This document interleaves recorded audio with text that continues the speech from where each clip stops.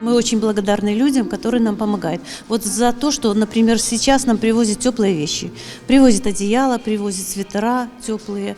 Значит, мы постилаем в будке. И если собачка, мы видим, мерзнет, то одеваем на него свитер, например, тот же. Да. А мы очень благодарны людям, которые вообще приносят всякую помощь. Крупы приносят, корм приносят.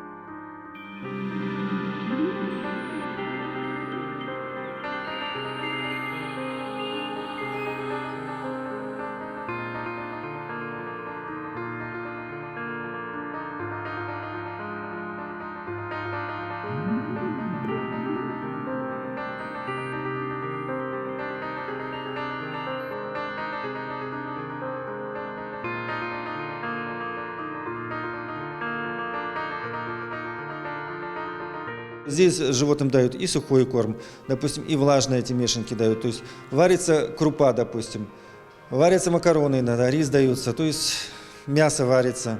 Вот. Мясные полуфабрикаты им дают.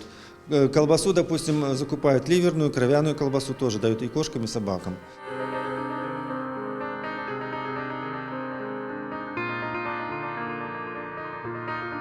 Проблема у нас очень много собак. У нас вот на сегодняшний день 94 собаки. И мы бы хотели, чтобы побольше у нас их забирали.